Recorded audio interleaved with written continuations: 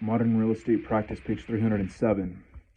The easiest but least precise way to determine depreciation is the straight line method, also called the economic age life method. Depreciation is assumed to occur at an even rate over a structure's economic life, the period during which it is expected to remain useful for its original intended purpose. The property's cost is divided by the number of years of its expected economic life to derive the amount of annual depreciation. For instance, a $420,000 property may have a land value of $90,000 and an improvement value of $330,000. If the improvement is expected to last 60 years, the annual straight line depreciation would be $5,500. $330,000 divided by 60 years. Such depreciation can be calculated as an annual dollar amount or as a percentage of a property's improvements. The cost is most useful in the appraisal of newer or special purpose buildings such as schools, churches, or public buildings. Such properties are difficult to appraise using other methods because there are seldom enough local sales to use as comparables, and because the properties do not ordinarily generate income. Most of the functional obsolescence and all the external obsolescence can be evaluated only by considering the actions of buyers in the marketplace. The income approach.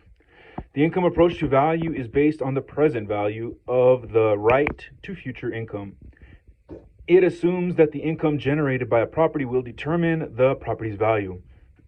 The income approach is used for valuation of income-producing properties such as apartment buildings, office buildings, retail stores, and shopping centers, and is based on anticipation.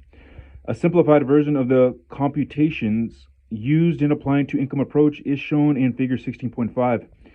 In estimating value using the income approach, the appraiser must take the following 5 steps.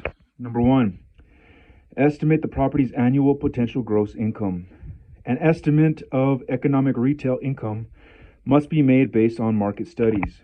Current rental income may not reflect the current market rental rates, especially in the case of short-term leases or leases about to terminate.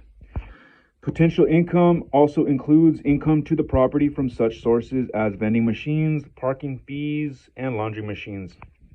Number 2, deduct an appropriate allowance for vacancy and rent loss based on the appraiser's experience and arrive at the effective gross income. Number 3, deduct the annual operating expenses from the effective gross income to arrive at the annual net operating income, NOI. Management costs are always included, even if the current owner manages the property. Mortgage payments, which are principal and interest, are debt service and are not considered operating expenses. Capital expenditures are not considered expenses. However, an allowance can be calculated representing the annual usage of each major capital item.